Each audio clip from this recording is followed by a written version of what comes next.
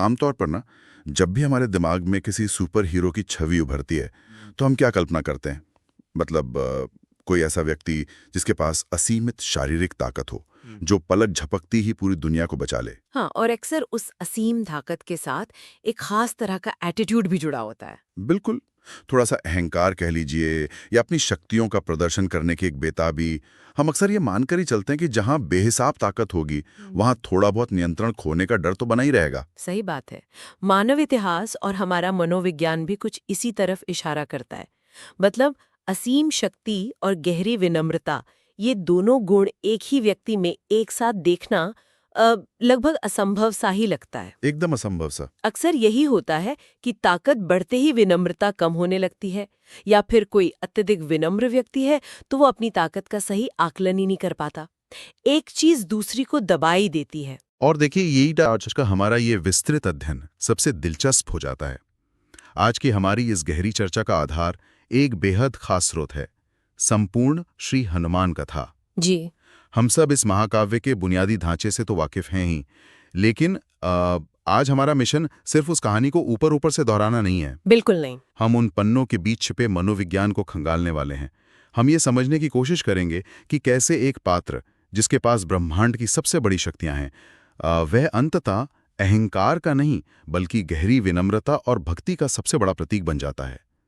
चलिए इसे थोड़ा विस्तार से समझते हैं। हाँ, अगर हम इस कथा के शुरुआती हिस्से को ही देखें ना, तो ये किसी भी आधुनिक सुपर हीरो की मूल कथा, जिसे हम ओरिजिन स्टोरी कहते हैं, उसको भी मात दे देती है। एकदम। स्रोत की सबसे बड़ी खासियत यही है कि यह बस घटनाओं का एक सीधा क्रम नहीं है। स्पष्ट रूप से दिखाता है कि केवल शक्ति का होना आपको महान नहीं बनाता।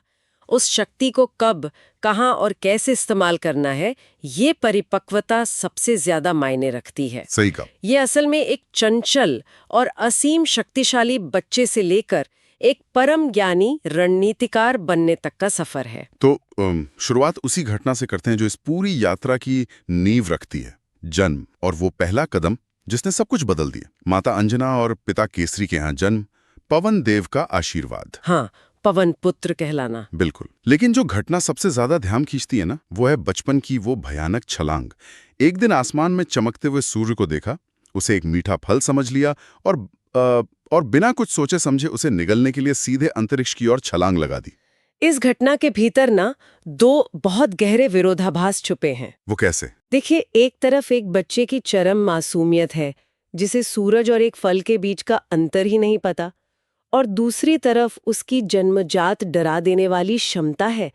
मतलब केवल अपनी इच्छा से सूरज तक पहुंचने की शारीरिक ताकत होना कोई छोटी बात तो नहीं है। बाप रे, बिल्कुल नहीं। जब देवताओं ने इस क्षमता को देखा तो उन्होंने उसे असीम शक्ति, तीक्ष्ण बुद्धि और अमरता का वरदान तो दे दिया। लेकिन असल समस्या यहीं से शुरू होती है। और यही कहानी में वो सबसे बड़ा और थोड़ा विवादास्पद मोड़ आता है। इतनी सारी शक्तियां मिलने के तुरंत बाद ऋषियों ने उस बालक की इस खतरनाक शरारत को देखते हुए उसे एक श्राप दे दिया। जी, विस्मृति का श्राप। हाँ, श्राप ये था कि वो अपनी इन असीम शक्तियों को पूरी तरह भूल जाएगा, और तब तक भूला रहेगा जब तक कोई बाहरी व्यक्ति उसे याद न दिलाए। अब यहाँ मुझे थोड़ा रुकना पड़ेगा। बताइए। मतलब मुझे ये बात हजम नहीं हो रही। क्या ये थोड़ा ज्यादा सख्त कदम नहीं था? एक बच्चे ने अनजाने में गलती की और आपने उसकी पूरी पहचान, उसकी पूरी ताकत ही उससे छीन ली। सतह से देखने पर ये एक कठोर सजा लग सकती है, लेकिन अगर हम इसके पीछे के मनोविज्ञान को समझें ना, तो ये एक बहुत ही आवश्यक कदम था। अच्छा। हाँ, देखिए, शक्ति और उस शक्ति को संभालने वाले विवेक के बीच एक संतुलन होना चाहिए। असीम शक्ति बिना किसी मानसिक परिपक्वता के विनाश का दूसरा नाम है। ये तो है। एक बच्चे के हाथ में, जिसे सही और गलत का पूरा ज्ञान ही नहीं है, अमरता और असीमित बल का होना पूरे ब्रह्मांड के लिए खतरा था। तो ये श्राप वास्तव में सजा नहीं थी, बल्कि एक सुरक्षा तंत्र था। एक ऐसा लॉक जो ये सुनिश्चित करता था कि शक्ति तभी बाहर आए जब उसे संभालने वाला दिमाग तैयार हो। तो ये कुछ वैसा ही है जैसे मान लीजिए आपके पास दुनिया का सबसे उन्नत स्मार्टफोन है जी। उसमें बेहतरीन प्रोसेसर है, सारे एडवांस फीचर्स हैं, लेकिन उसकी बैटरी पूरी तरह से खत्म कर दी गई है। आप उसे तब तक इस्तेमाल नहीं कर सकते जब तक कोई बाहर से आके उसमें चार्जर ना लगा दे। वाह, ये तुलना स्थिति को काफी हद तक स्पष्ट करती है। और इस स्मार्टफोन वाली बात को थोड़ा और आगे बढ़ाएं तो बात सिर्फ बैटरी खत्म होने की नहीं थी। तो और क्या था? उन वर्षों में जब वो अपनी शक्तियों को भूल चुके थे, उस स्मार्टफोन का ऑपरेटिंग सिस्टम बैकग्राउंड में चुपचाप अपडेट हो रहा था। क्या बात है। हाँ, शरीर की ताकत सो रही थी, लेकिन उनका विवेक, उनकी शिक्षा और दुनिया को समझने की उनकी क्षमता लगातार विकसित हो रही थी। ज्ञान और शक्ति को सही समय और सही उद्देश्य के लिए ही जागृत होना चाहिए। जब तक वो परिपक्वता नहीं आती ना, शारीरिक शक्ति का सुप्त अवस्था में रहना ही बेहतर है। और ये ऑपरेटिंग सिस्टम कितनी अच्छी तरह से अपडेट हुआ, ये हमें कथा के अगले चरण में देखने को मिलता है। जब वो शक्तियां सो रही थीं, तब वो व्यक्ति असल में क्या कर रहा था। यहाँ बात और भी ज्यादा दिलचस्प हो जाती है। हम किष्किंधा कांड के उस दौर की बात कर रहे हैं जब भगवान राम और लक्ष्मण सीता माता की खोज में जंगलों में भटक रहे हैं। उस समय वो असीम शक्तियों वाला पात्र एक योद्धा की तरह नहीं, बल्कि सुग्रीव के एक मंत्री के रूप में कार्य कर रहा है। वो एक कूटनीतिज्ञ है। बिल्कुल। और यहाँ रणनीति शारीरिक ताकत पर हावी है। एक मंत्री के रूप में उनका मुख्य कार्य सुग्रीव की रक्षा करना और उनके लिए सही गठबंधन तैयार करना था। सही। उन्होंने पहले राम और लक्ष्मण की वास्तविकता को परखा, फिर सुग्रीव और राम की मित्रता करवाई। इसके बाद बाली वध की पूरी कूटनीति में एक अहम भूमिका निभाई और सुग्रीव को राजा बनवाया। और सोचिए, ये सब बिना किसी जादुई शक्ति के, केवल बातचीत और कूटनीति के बल पर किया गया। ये तो किसी कॉर्पोरेट बोर्डरूम के उस रणनीतिकार की तरह है जो केवल अपने दिमाग से पूरी कंपनी को डूबने से बचा लेता है, और बाद में पता चलता है कि वो व्यक्ति असल में पहाड़ों को भी हिला सकता है। बिल्कुल सटीक। मतलब है, अगर उनके पास अपनी शक्तियां होती तो शायद वो सीधे बाली से लड़ लेते।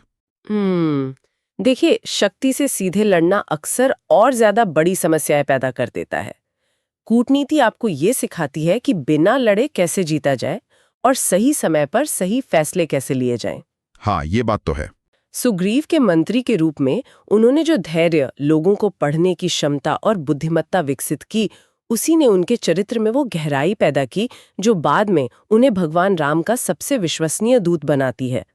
अगर वे सीधे अपनी शक्तियों का इस्तेमाल करते तो शायद वे केवल एक बलवान योद्धा बनकर रह जाते, एक चतुर रणनीतिकार कभी नहीं बन पाते। तो मानसिक रूप से वो पूरी तरह तैयार हो चुके थे, लेकिन वो स्मार्टफोन अभी भी चार्ज नहीं हुआ था। जी हाँ, वो पल अभी बाकी था। इसके बाद वो पल आता है जो इस पूरी यात्रा का टर्निंग पॉइंट है। सीता माता की खोज में पूरी वानर सेना समुद्र तट पर खड़ी है। सामने एक विशाल, पार न किया जा सकने वाला समुद्र है। हर कोई हताश है, किसी के पास कोई उपाय नहीं है। और तब जामवंत जी आगे आते हैं। बिल्कुल। वे उन्हें उनकी सोई हुई शक्तियों की याद दिलाते हैं, जिसके बाद वे अपना विशाल रूप धारण करते हैं।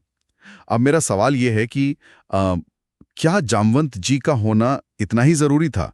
क्या वे खुद कभी अपनी शक्तियों को महसूस नहीं कर पाते? देखिए, मानव मन की एक बहुत बड़ी विडंबना ये है कि हम अक्सर अपनी क्षमताओं को लेकर एक ब्लाइंड स्पॉट या अंधेरे कोने का शिकार होते हैं। सेल्फ डाउट कह सकते हैं। हाँ, हमें खुद पर संदेह होता है। यहाँ जामवंत जी एक मेंटर या एक मार्गदर्शक का प्रतीक है। सुग्रीव के मंत्री से लेकर भगवान राम के सबसे बड़े सेवक बनने तक का जो सफर है, वो हमें ये सिखाता है कि जब एक बड़ा उद्देश्य जैसे राम का कार्य और एक सही मार्गदर्शक जैसे जामवंत मिलता है, तभी इंसान अपनी खुद की मानसिक सीमाओं को तोड़ पाता है। बहुत खूब। और ध्यान देने वाली बात यह है कि जामवंत ने उन्हें बाहर से कोई नई शक्ति नहीं दी थी। नहीं दी थी। उन्होंने सिर्फ उस आईने पर जमी धूल को साफ किया था ताकि वे अपनी असली ताकत को देख सकें। ये बहुत ही सटीक बात है। हम सबके भीतर कहीं ना कहीं वो क्षमता दबी होती है जिसे बस एक सही आवाज की दरकार होती है। खैर, अब बैटरी चार्ज हो चुकी है। बिल्कुल चार्ज हो चुकी है। अब बारी आती है उस शक्ति के प्रदर्शन की जिसे सुंदरकांड में बहुत ही विस्तार से बताया गया है। समुद्र पार करते समय की बाधाएं। स्रोत सुरसा और सिंहिका जैसी राक्षसियों का जिक्र करता है। सुरसा ने साथ तो उन्होंने आकार बदलने का खेल खेला और चतुराई से निकल गए, लेकिन सिंहिका का जो विवरण है वो मुझे बहुत परेशान करता है। वो कैसे? वो कोई ऐसी राक्षसी नहीं थी जो सामने से वार करे या रास्ता रोके। वो आसमान में उड़ने वालों की नीचे पानी में पड़ रही छाया को पकड़ लेती थी और उन्हें खींच लेती थी। मतलब ये सिर्फ एक पौराणिक कथा का हिस्सा नहीं लगता, ये तो एक बहुत ही गहरा मनोवैज्ञानिक प्रतीक है। आप बिल्कुल सही सोच रहे हैं। इस प्रसंग की मनोवैज्ञानिक गहराई वाकई अद्भुत है। जब भी हम किसी बड़े और महत्वपूर्ण उद्देश्य की ओर तेजी से आगे बढ़ते हैं ना, तो सिंघेका जैसी बाधाएं हमेशा आती हैं। ये छाया पकड़ना दरअसल हमारी अपनी असुरक्षाओं, हमारे अतीत के पछतावे या हमारे अंतर्मन के उन डरों का प्रतिनिधित्व करता है जो हमें नीचे की ओर खींचना चाहते हैं। ये इम्पोस्टर सिंड्रोम की तरह है, जहां आपकी अपनी ही परछाई आपको आगे बढ़ने से रोकती है। बाप रे, ये तो बहुत गहरी बात है। लेकिन हनुमान जी ने क्या किया? उन्होंने उस छाया पकड़ने वाली राक्षसी को पहचानकर तुरंत समाप्त कर दिया। ये दिखाता है कि जब लक्ष्य बिल्कुल स्पष्ट हो तो इंसान अपने आंतरिक डरों पर कैसे काबू पा सकता है। और ये लक्ष्य उन्मुख रवैया लंका पहुंचने के बाद और भी प्रखर हो जाता है। अशोक वाटिका में माता सीता को खोजना, उन्हें अंगूठी देकर ये विश्वास दिलाना कि मदद आ रही है और बदले में चूड़ामणि लेना, ये सब एक बेहतरीन जासूस और दूत का काम था। जी। मिशन पूरा हो चुका था, वे चुपचाप वापस आ सकते थे, लेकिन उन्होंने जो किया वो रणनीति और साइकोलॉजिकल वॉरफेयर यानी मनोवैज्ञानिक युद्ध का एक मास्टर क्लास है। आप लंका दहन की बात कर रहे हैं? बिल्कुल, लंका दहन, रावण के दरबार में जाना, उसे खुली चेतावनी देना। रावण ने गुस्से में आकर उनकी पूंछ में आग लगवा दी और उन्होंने उसी आग से पूरी लंका जला दी। यहाँ रावण की प्रतिक्रिया और हनुमान जी की पलटवार रणनीति का विश्लेषण करना बहुत जरूरी है। देखिए, रावण सत्ता के अहंकार में पूरी तरह अंधा था। उसने सोचा कि एक वानर के लिए उसकी पूंछ सबसे प्रिय होती है, तो इसे जलाना सबसे बड़ा और प्रतीकात्मक अपमान होगा। रावण ने उन्हें शारीरिक चोट से ज्यादा मानसिक चोट पहुंचाने की कोशिश की, लेकिन उन्होंने उस अपमान को, उस आग को अपने खिलाफ इस्तेमाल होने के बजाय एक हथियार में बदल दिया। उन्होंने घबराने के बजाय उस अवसर को लंका के आत्मविश्वास को जलाने में लगा दिया। ये तो विरोधी के ही हथियार को उसकी हार का कारण बनाने का सबसे क्लासिक उदाहरण है। बिल्कुल। और यहाँ सबसे महत्वपूर्ण बात यह है कि उन्होंने केवल वही संपत्तियां जलाईं जो रावण के अहंकार का प्रतीक थीं। उन्होंने विभीषण के घर को कोई नुकसान नहीं पहुंचाया। हाँ, ये स्रोत में साफ लिखा है। जो ये साबित करता है कि वे गुस्से में अंधे होकर तबाही नहीं मचा रहे थे। उनका हर कदम नापातुला था। इतना बड़ा विध्वंस करने के बाद भी उनका ध्यान अपने मुख्य काम पर था, सीता माता का संदेश लेकर सुरक्षित वापस लौटना।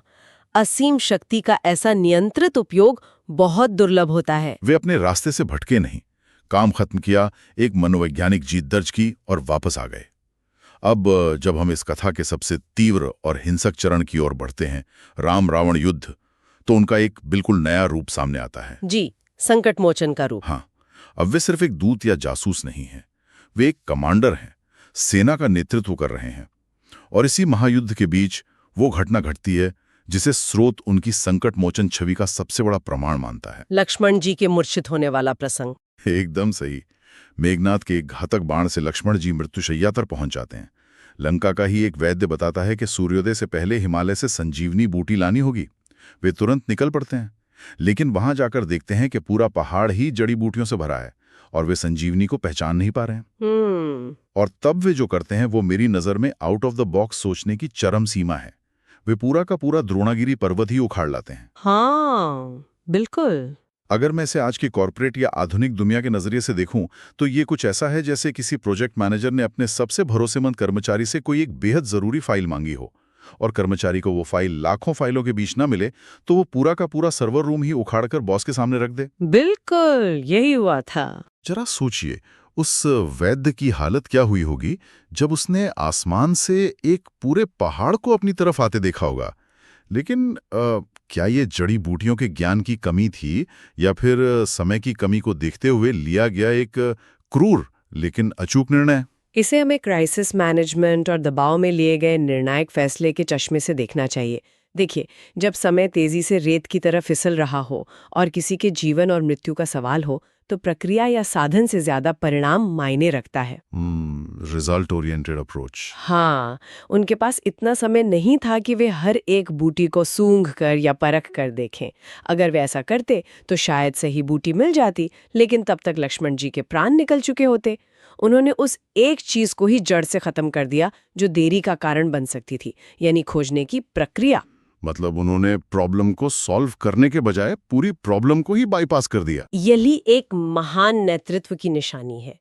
जब नियम या सामान्य तरीके काम न आए तो आपको अपनी पूरी क्षमता झोंक देनी चाहिए।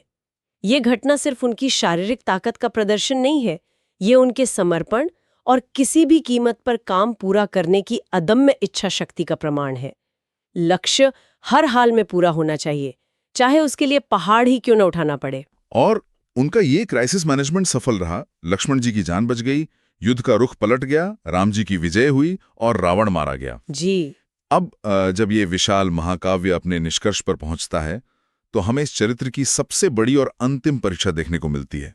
युद्ध खत्म हो चुका है, सब अयोध्या वापस आ चुके हैं, जीत का जश्न मन रहा है और सबको उनके योगदान के लिए पद, पुरस्कार या कुछ न कुछ सम्मान मिल रहा है। लेकिन जब उनकी बारी आती है तो वो क्या मांगते हैं? कुछ भी नहीं। कुछ नहीं। वे केवल एक ही इच्छा जताते हैं, राम की सेवा में हमेशा लगे रहना। स्रोत स्पष्ट रूप से बताता है कि ये निस्वार्थ सेवा ही उनकी सबसे बड़ी भक्ति है और इसी के कारण उन्हें चिरंजीवी यानी अमर माना गया है। मान्यता यह है कि जहां भी राम का नाम लिया जाता है वे वहां उपस्थित रहते हैं। इस पूरी चर्चा का जो सार है ना, वो स्रोत के अंत में 3 मुख्य शब्दों में पिरोया गया है: भक्ति, शक्ति और नम्रता। भक्ति, जिसका अर्थ है बिना किसी व्यक्तिगत स्वार्थ या लालच के पूरी तरह समर्पित होना। शक्ति, जिसका अर्थ है अपनी क्षमताओं का हमेशा सही, न्यायपूर्ण और रचनात्मक काम में उपयोग करना। और तीसरी सबसे अहम चीज है नम्रता, यानी आप ब्रह्मांड के सबसे शक्तिशाली प्राणी हो सकते हैं, आप पहाड़ उठा सकते हैं और समुद्र लांघ सकते हैं, लेकिन फिर भी आपके भीतर अहंकार शून्य है। तो इस पूरी यात्रा का, इन सारे प्रसंगों का हमारे लिए असली मतलब क्या है? इतिहास की किताबें ऐसे उदाहरणों से भरी पड़ी हैं जहां थोड़ी सी भी ताकत मिलने पर इंसान निरंकुश हो जाता है, उसमें अहंकार भर जाता है। लेकिन यहां हम एक ऐसा विरोधाभास देख रहे हैं जहां सबसे अधिक शक्तिशाली व्यक्ति खुद को एक सेवक से ज्यादा कुछ नहीं मानता। सही बात है। वो कभी राजा बनने की चाह नहीं रखता, कभी अपनी ताकत का झूठा प्रदर्शन नहीं करता।